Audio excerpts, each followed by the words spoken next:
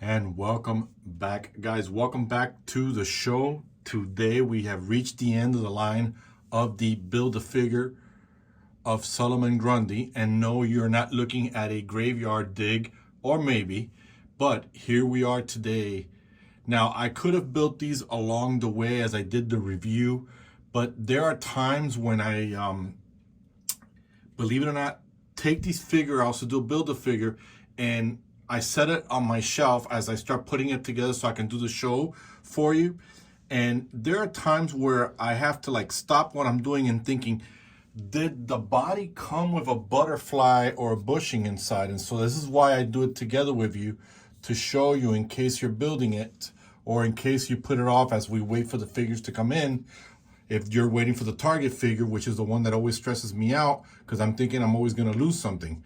But with that said, guys, today we are doing this figure. Today we're going to, now chances are I may need to do a break in the video, heat up the piece, and probably pop it in for you guys.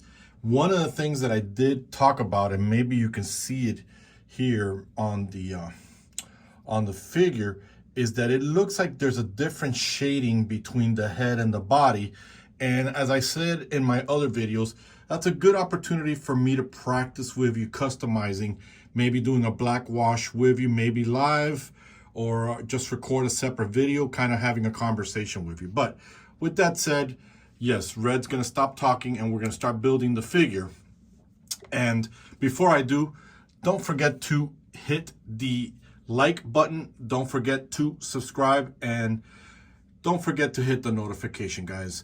Do all that stuff that we need to do so we can grow this beautiful channel together. So that way I'm not always saying it at the end, said it in the beginning. So I'm gonna start off with the first leg, and as you guys can see, man, if you already have this in hand or if you have this, you can see how beautiful the texture is of the suit, because it's not a vest. I think this is a suit that they buried him. So let's go ahead and put the first leg together, which is what I'm doing here. And I'm gonna bring this over here and see what it does. Let's see here. Now that I heard a click in there, so it sounded like it stayed on there and it's not going anywhere. So that's beautiful. We did the first leg. We'll take a look at the second leg, and that sounded great. You know, the feet discoloring and all that stuff, that looks pretty cool. It looks like part of it is decaying, part of it is leaving the flesh. But as I'm looking at this body, because I didn't put the legs before, even before I do it, this is the first time that I do it, but when I was matching them up, kind of gives me the impression of a Hulk or the Gray Hulk. So why don't we go ahead, guys, just to give him a face. Let's pop this beautiful face in there, only a mother can love. And is that in there? Sounds like it is. So far we're doing good. Now, you could put the arms in there, right? Kind of like that, but you kind of can see the break because there's no butterfly joint. So McFarlane is nice enough to give us his coat, because it's not a vest. So 3, 2, 1. His coat, it's not a vest, as you guys can see, and there was a break in the video just so I can capture the tripod carefully so we can look at the figure together on it as I'm building it. Now, here's the part that always stresses me out, is putting in the arms in there. So I am off camera for a moment. I'm just flexing the arm, moving the pegs, and I'm going to go ahead and pop the first arm in there. Boop, you heard the pop. It's a nice, delicious sound. We all love it when they pop right in there like that. Now, for you animators out there, from what I can already tell, you're going to need to use a blow dryer, but here's the next arm.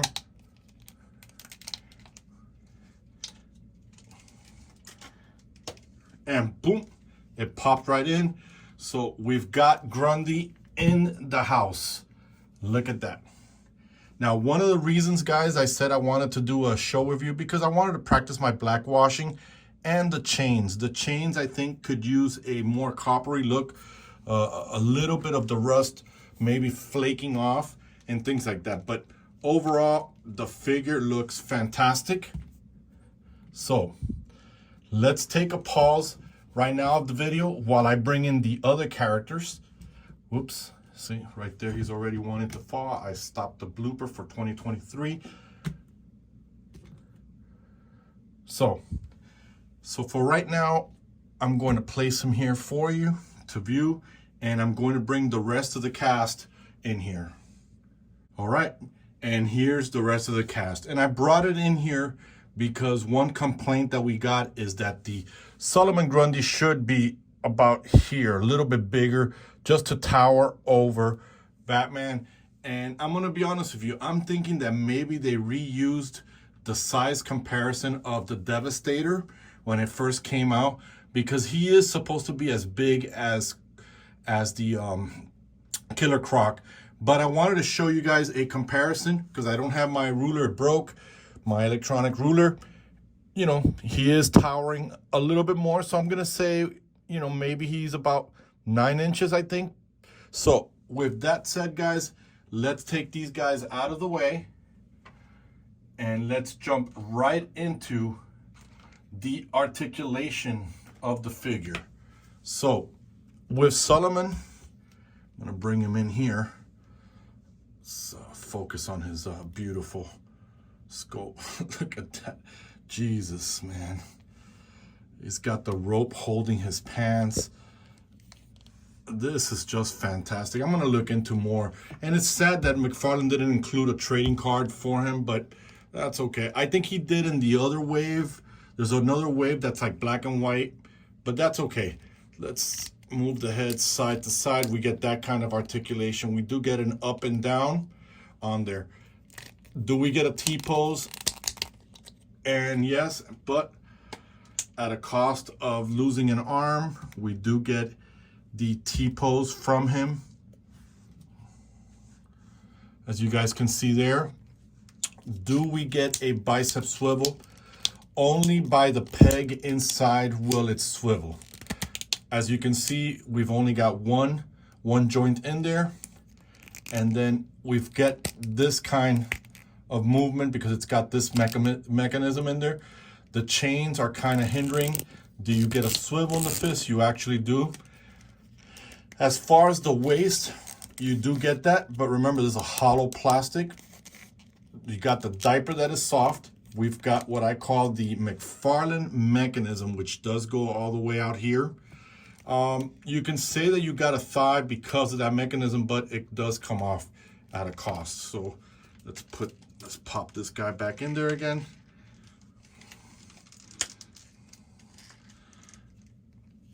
And so you get that in there. I don't see a double. It looks like this is just a single hinge knee. You guys can see that there. You get an ankle. You get an ankle pivot up. Oof. Well, there's the bloopers you guys like. So it looks like I'm probably going to have to be heating up this leg like the Build-A-Bane figure to keep the leg from falling. Sorry, I'm off camera, guys. Just wanted to show you. You do get, believe it or not, for such a big guy, you do get a ankle swivel, ankle up and down movement, and you get the toe articulation. So overall, other than the fact, which is something that I said, oh, but I just found a surprise right now, guys. There is a swivel on this elbow here versus this elbow. Oh no, there is a swivel here too. Sorry, I just found that out in there too. So you animators will probably get some action out of this guy. So overall, Grundy looks good. Love the way he looks. I just wish, like Omega Spawn, he would have been a little bit bigger. As you can see my hand, I think this should have been a towering mega figure. But again, McFarlane's always crying about, look at all the plastic. So with that said, guys, let me know about what you think about this figure. Let me know if this is something you're going to collect the entire wave to showcase your figure. So this is Red. I'm done with the review. There's nothing else left. So me and Solomon, we are out.